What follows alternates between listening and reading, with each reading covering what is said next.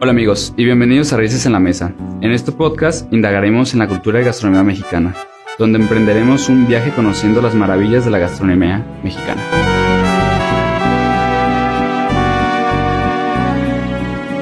Hola a todos, ¿cómo están? Es bueno tenerlos una vez más aquí en su podcast Raíces en la Mesa. Hola, me da mucho gusto estar de nuevo aquí, Clary. Ya ha pasado mucho rato. Estoy muy emocionada por compartir más acerca de estas bebidas con todos ustedes. El episodio del día de hoy se llama Bebidas Prohibidas, una necesidad para la sociedad, y hablaremos acerca de las bebidas en la época colonial, independencia y Revolución Mexicana.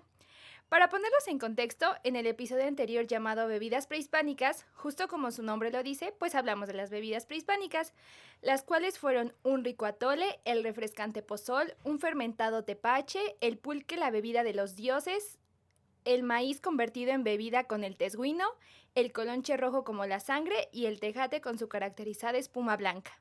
Bueno, ahora que nos pusimos un poco en contexto, podemos comenzar con este episodio.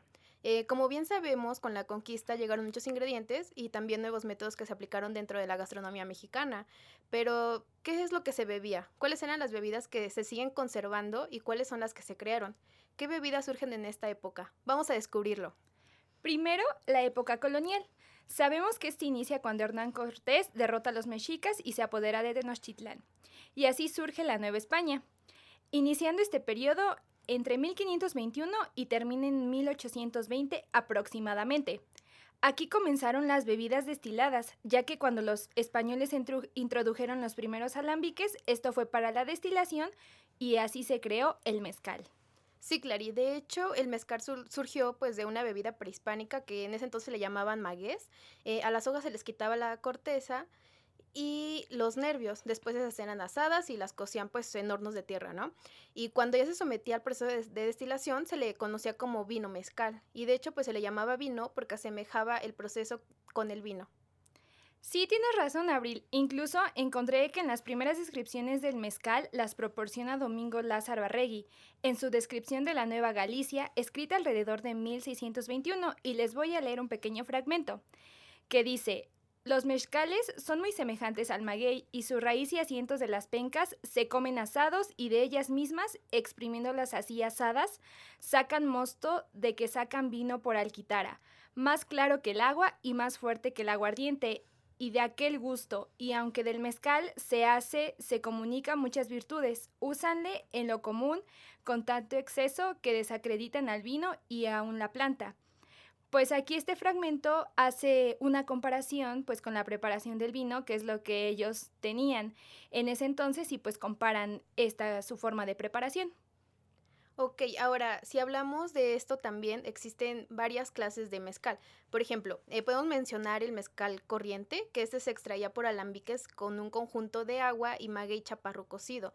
Este se conocía como yahuitzingo y era fermentado antes en cueros, y este se le solía agregar timbre y un pulque blanco. También está el mezcal flojo, o también era conocido como mezcal de cola, y era el mismo que el anterior, pero pues su diferencia era que era de una segunda resacada. También está el mezcal de pulque. Este se obtenía pues al extraerlo por alambiques y también se porcionaba pulque tlachique y miel de piloncillo y también era fermentado en cueros. Por último, podemos mencionar el mezcal que era resacado de cola y se resacaba del mezcal de cola para que lo pudieran mejorar y bueno, este era reducido a una cuarta parte. Y el último era el vino mezcal o mezcal tequila.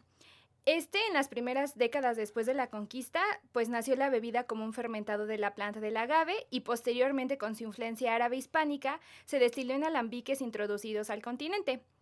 En esta historia se cuenta que el primero en darle el nombre en la industria como tequila, pues fue don Zenobio Sauza, y cambió el nombre de vino mezcal de tequila a tequila. Ok, ahora como pues dato de suma importancia, el tequila es un licor destilado que solamente se obtiene del agave tequilana Weber azul. En este caso pues es el corazón de la planta, la piña es la que tiene todo el poder y todo este sabor. Esta agave pues es una planta endémica de Mesoamérica y pues ha crecido en suelos mexicanos por aproximadamente unos 10.000 años. Igual cabe mencionar que pues para poder producir esta planta se debe llegar a una maduración que debe ser alrededor de 5 años para que esta pueda ser utilizada. Sí, de hecho también existía otra bebida que era muy consumida en esa época y se llamaba mistela. Esta era una bebida con aguardiente, ya fuera de uva, caña o mezcal, y a este se le agregaba agua, azúcar, y para aromatizar se le podía poner anís, limón o canela. Pero aquí existe algo muy interesante en este punto, y que a pesar de que eran las bebidas más consumidas, estaban prohibidas. ¿Puedes creer eso, Abril? Sabes, esto es cierto, porque ante las autoridades no estaba bien visto pues que se adquirieran estas bebidas. De hecho, estas ideas también eran apoyadas por las personas religiosas. Siempre fueron negadas con el argumento de lo nocivo que esto podía ser para la salud. Entonces, esto provocó que se fabricara y también se comercializara pues clandestinamente, por lo que los comerciantes que la hacían pues eran muy inteligentes. Entonces, constantemente pues les inventaban nuevos nombres para que en este caso las autoridades no se pudieran dar cuenta de que estaban vendiendo pues estas bebidas que de cierta manera estaban prohibidas. Sí, a pesar de eso, a mediados del siglo XVII, el mezcal fue autorizado exclusivamente en Guadalajara. Y esto surgió ya que en la capital de Nueva Galicia, pues necesitaban recursos, o sea, dinero, para pues obras y servicios públicos. Y el presidente de ese entonces de la audiencia fue Juan Casenco Quiñones y este decidió pues implementar un reglamento de fabricación y comercio del vino mezcal. Y así ordenó la creación de un estanco con el fin de asegurar el cobro de impuestos y pues tener relativamente control de la situación o de la venta del mezcal. Esto a mí me suena mucho a lo que ahora tenemos en la actualidad como los permisos para poder vender alcohol. Yo, en mi opinión, siento que de ahí surgió este concepto, que podían adquirir pues dinero para ciertas obras y pues utilizarlo de ahí. ¿Sabes qué inteligencia de poder implementar eso de un reglamento, no en la fabricación? Pero bueno, ahora igual no nos olvidemos del pulque, porque pues se sigue consumiendo actualmente, pero también en la época colonial era consumido. Claro que pues de cierta manera competía con el mezcal, pero bueno, iban a la par, nunca se quedó atrás. Incluso se convirtió en una de las bebidas pues más populares de México y se hicieron más populares los tlachiqueros. Sí, de hecho, como pudimos observar, las herramientas como el alambique que trajeron de España, pues modificaron y también crearon nuevas bebidas, pero pues obviamente tenían ciertas restricciones por las ideologías religiosas, que pues en ese momento era lo más importante para la sociedad. También quizá que varias bebidas desaparecieron o dejaron de ser importantes para las personas en esta época y pues es algo triste porque realmente pues se perdieron muchas bebidas que eran de la época prehispánica y pues se dejaron de ver. Sí, yo creo que pues este descontrol es el que hizo que algunas desaparecieran o de cierta manera pues dejaran de ser importantes, ¿no? Pero, ¿sabes? También hay otra bebida que era muy consumida en esta época, que era el vino. A ver, podemos recordar que el vino, pues en México fue introducido por los españoles durante la época colonial.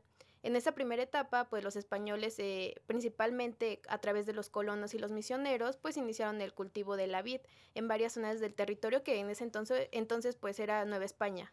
Sí, de hecho de aquí podemos destacar que México fue el primer país en toda América donde se elaboró el vino y fue concretamente en el estado de Puebla. ¿Sabías que debido pues a la oferta y demanda que empezaba a representar la producción de vino en las colonias, el rey Felipe II pues promulgó un decreto en 1595 donde se prohibió la plantación de nuevas vides? Pero pues obviamente los misioneros esto no lo respetaron y siguieron pues conservando estos cultivos y pues así también sus técnicas de elaboración. Y pues también cabe mencionar que estos campos de cultivo, cuando hubieron conflictos, estos fueron arrasados por las guerras y también abandonados.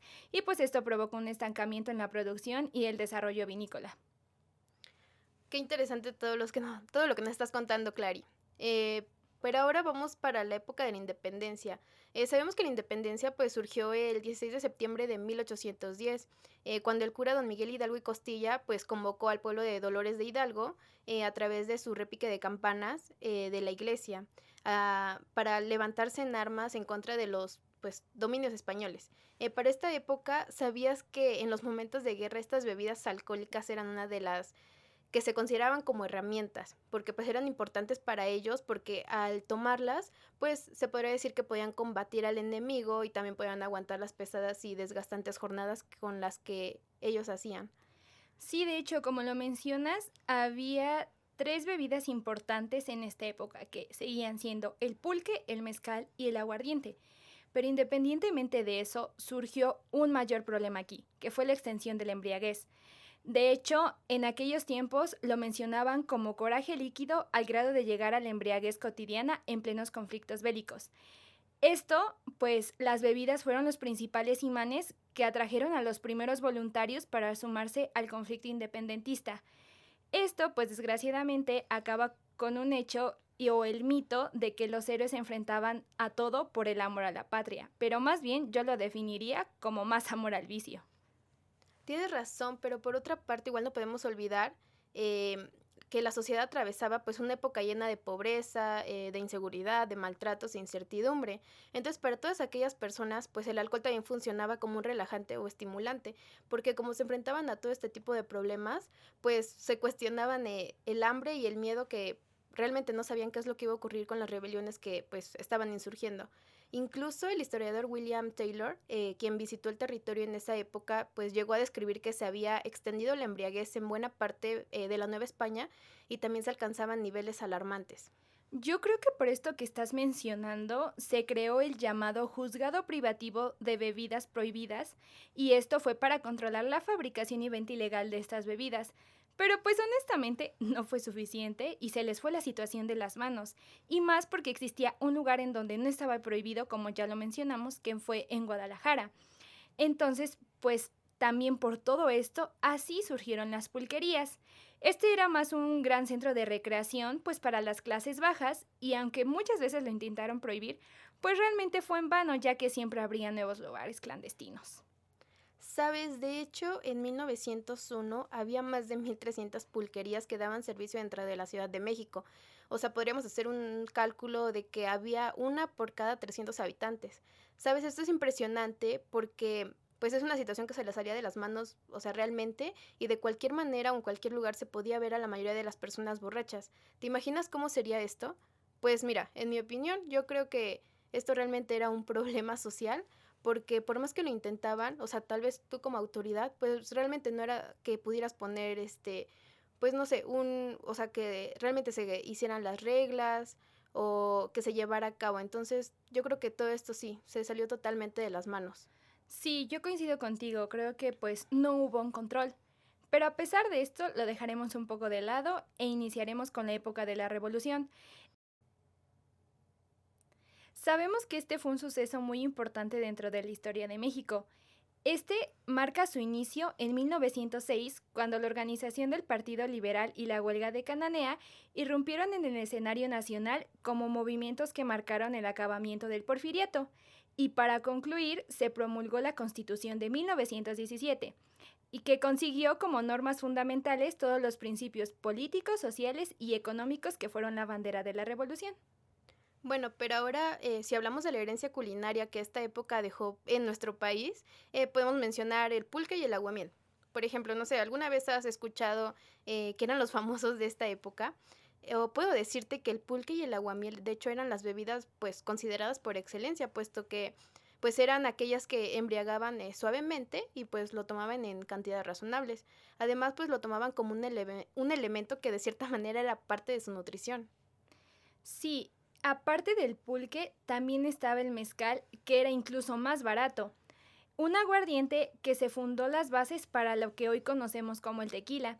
Se sabe que las soldaderas y revolucionarios tomaban tequila para darse valor y mitigar el cansancio. Y ya que estamos pues hablando de la época de la revolución, había visto en un documental que Pancho Villa es y era célebre por amar las malteadas de fresa, incluso haber cruzado muchas veces a los Estados Unidos solo por ellas. ¿Puedes creerlo, Abril? O sea, dentro de un conflicto en la sociedad, él se daba el tiempo de ir por sus malteadas. Wow, qué gracioso, ¿no crees? Que en medio del conflicto, pues, tuviese antojo de unas malteadas. Sí, de hecho, las bebidas favoritas de los líderes revolucionarios no todas eran embriagantes. La mayoría preferían el café de olla y el chocolate caliente.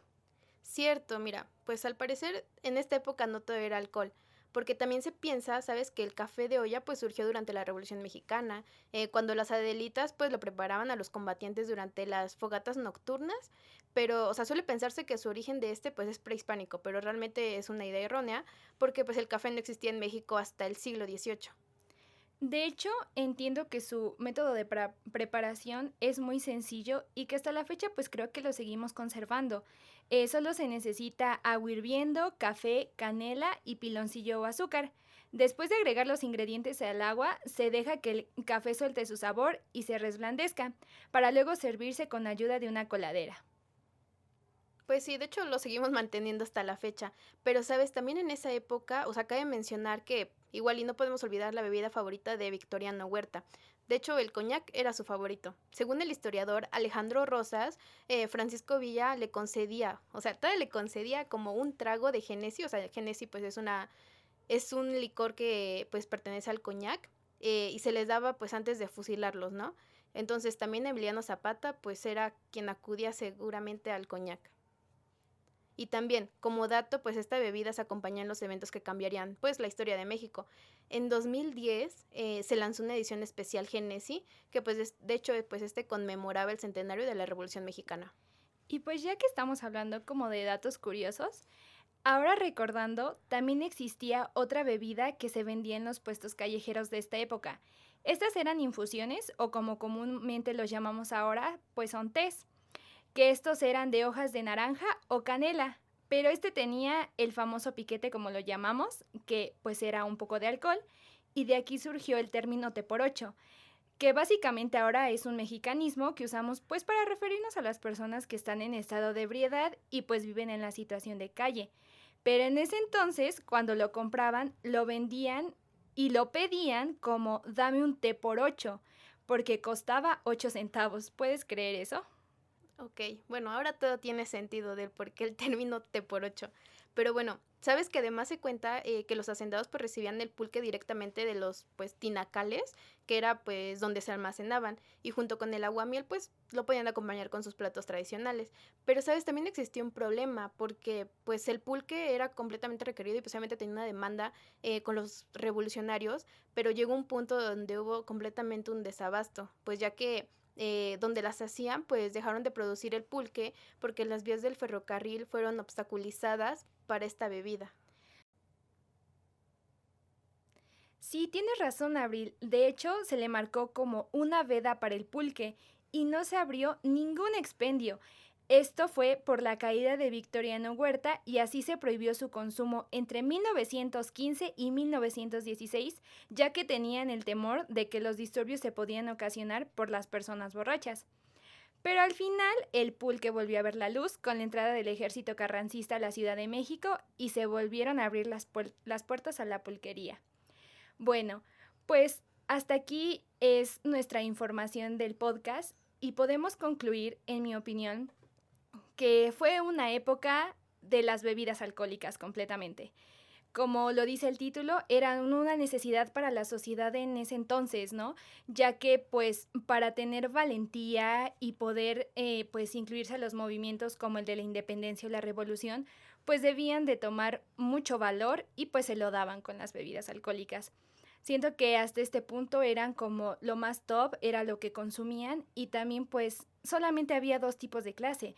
Estaba la clase alta y la clase baja, entonces pues solamente la clase baja pues tomaba lo que había a su alcance y la clase baja eran las personas que mandaban pues a luchar, ¿no? Realmente creo que aquí surgen bebidas muy importantes como es el mezcal, que es la base para el tequila, entonces pues siento que es una época o un punto muy importante, ¿no? También el cómo ver, yo me imagino, ¿no? En esa época y pues yo pensaría que pues había borrachos por todos lados, ¿no? Realmente las personas, pues ya sea para aguantar las jornadas laborales o simplemente porque eran infelices, pues tomaban estas bebidas, ¿no? Entonces, en mi opinión, siento que fue una época pues muy fea en cuestión de que había pues muchas personas en estado de ebriedad, pero a pesar de que fue una época muy fea o épocas muy feas, cada una tiene puntos muy importantes en la historia de México y pues así surgen muchas bebidas que ahora son importantes para nosotros. ¿Tú qué opinas, Abril? Bien, Clary, pues como mencionas, la verdad es que a mí se me hace muy interesante porque a pesar de que son bebidas de esa época, pues hasta la fecha las seguimos manteniendo, ¿no? Y se me hace muy interesante porque, bueno, yo creo que actualmente no le tomamos como tanta importancia y es como de, pues, no sé, un pulque, ¿no? Y ya, o sea, solamente yo creo que a lo mejor es por antojo, pero pues en esas épocas sí se usaban de que, pues justamente como eso, que lo utilizaban como parte de su alimentación y, no sé, se me hace como muy interesante. Y sabes, igual yo creo que ocupamos palabras que realmente pues no sabíamos como el significado, por ejemplo, eso de te por ocho, pues yo la verdad lo desconocía completamente, pero bueno, ahora todo tiene sentido, ¿no? Y, ¿sabes? Se me hace muy interesante todo esto. Bueno, pues aquí concluimos nuestro podcast. Esperamos que les haya gustado y los esperamos en la tercera y última parte. Déjenos sus opiniones acerca de qué opinan del tema o cómo les agradó, si les agradó el podcast o no, y pues los esperamos en un siguiente episodio. Muchas gracias. Hasta luego.